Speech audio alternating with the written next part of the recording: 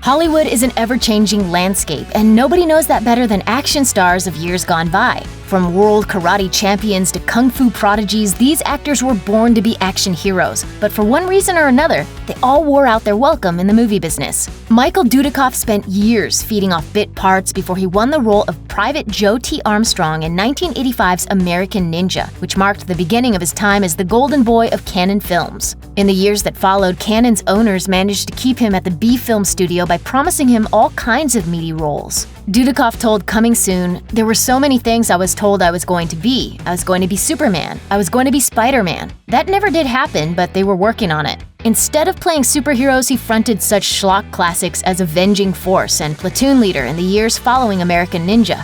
Cannon bought the rights to Superman at a steal, but they managed to convince Christopher Reeve to reprise the role in the critically panned Superman 4, The Quest for Peace. Dudikoff went on to make more American Ninja movies, which he remains best known for today. In his own words, "I'd like to work a little more, but I'm here." When Danish model Brigitte Nielsen was offered the chance to transition into movies, she had a tough decision to make. Her first marriage was over and she had a young child to look after, but the part was too big to decline. She told The Guardian, "I let my parents bring up my son Julian to pursue my Hollywood dream. I got the opportunity to appear in a movie called Red Sonja with Arnold Schwarzenegger." Soon after portraying the sword-wielding Marvel heroine, Nielsen appeared in Rocky IV with Schwarzenegger's rival, Sylvester Stallone. Sly became her second husband and they starred alongside each other in 1986's Cobra before calling it quits. The statuesque blonde went on to appear in 1987's Beverly Hills Cop 2 and fronted a number of largely forgettable action movies throughout the 90s. But the A-list status she coveted in those early days slowly slipped away. Today, Nielsen is best known for her stints on various reality TV shows and recently made headlines in June 2018 when she gave birth to her fifth child at the age of 54. And I am the happiest mother. I'm probably the happiest I've ever been. She might not be getting the biggest roles anymore, but she remains a superwoman in real life. Blade certainly wasn't perfect, but Wesley Snipes' charisma and physical prowess turned the Marvel vampire movie into a cult classic that would spawn two sequels, one that was relatively enjoyable and one that was downright awful. Snipes' behavior on the set of Blade Trinity is now a thing of legend. Speaking to AV Club, Patton Oswalt revealed how the leading man fell out with director David S. Goyer big time. The fact that movie exists puts it above Citizen Kane. According to Oswalt, things got so bad that Snipes would apparently only communicate with the director through Post-it notes, signing off each one with "From Blade." On-set feuds turned out to be the least of Snipes' worries. He wound up serving 2 years behind bars after he was found guilty of tax evasion, bringing his time as an A-list action star to an end. He had a stint as a linebacker for the Oakland Raiders in the early 70s, but Carl Weathers retired from football after catching the acting bug.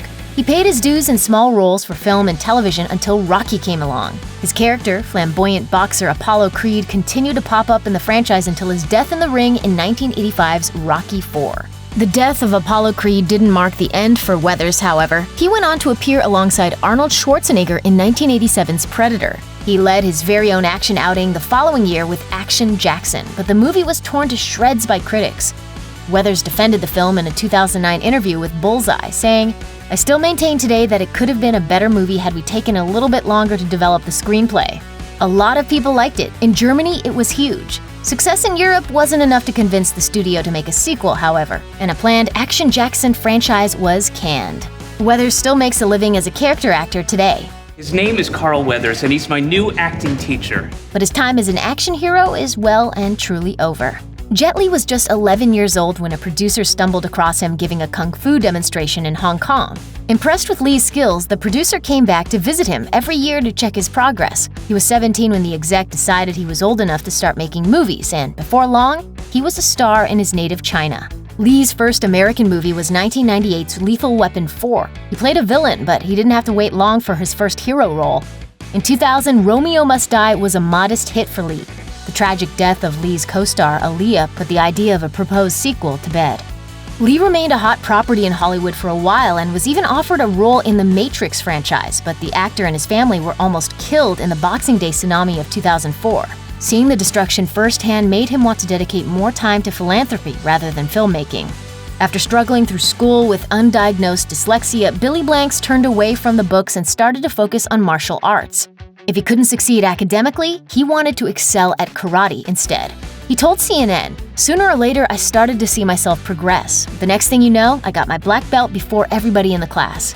He went on to become a 7-time world karate champion and attained black belts in several other martial arts before he decided he needed a new challenge, Hollywood. Blanks had the fighting skills to make it as an action star, but his trouble with reading proved problematic. Luckily, his wife helped him memorize scripts, and soon enough, Blanks was rubbing shoulders with some of action's biggest stars, appearing in Jet Li's The Master, Jean-Claude Van Damme's AWOL, and the Bruce Willis-led action comedy The Last Boy Scout. In 1992, he was finally rewarded with his first lead part, though Talons of the Eagle wasn't exactly star-maker material.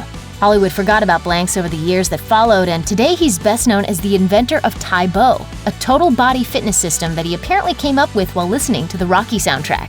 He could have been a household name today, but Kenpo expert Jeff Speakman failed to capitalize on his strong and entertaining debut in 1991's The Perfect Weapon.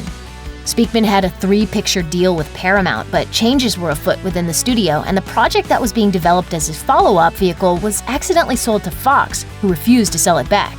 Speakman told the Action Elite, "They made that movie, which was supposed to be my second movie at Paramount, and the name of that movie was Speed.